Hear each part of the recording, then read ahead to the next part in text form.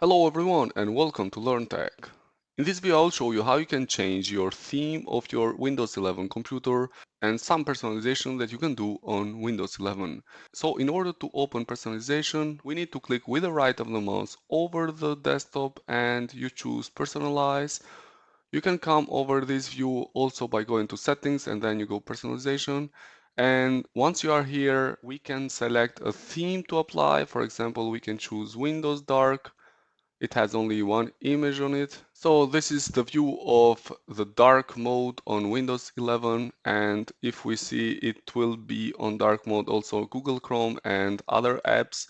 In case that you don't like this theme, you can still change, and let's say if you will choose this one here, which is called Flow, you just click once over it and then it will change. So this is another theme which is really nice. This is the view of the app Google Chrome, and if you want I can show you also other apps.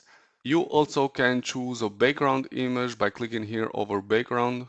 Here you can choose if you want slideshow or solid color or a specific picture as your background. In case that you choose a specific picture, you need to select one of these pictures. For example, I'm gonna choose this one, and here we are. The background of my Windows 11 have changed to this one that I just selected.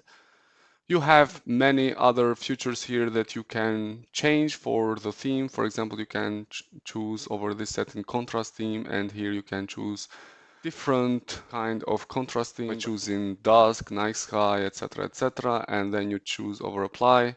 You need to wait a couple of seconds till it's applied. Well, this is the night sky, but I don't like it, so I'm gonna change back to none.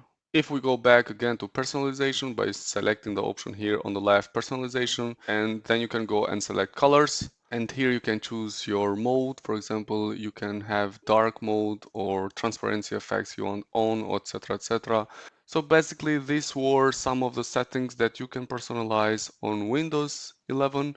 Hopefully you like this video and please do not forget to subscribe.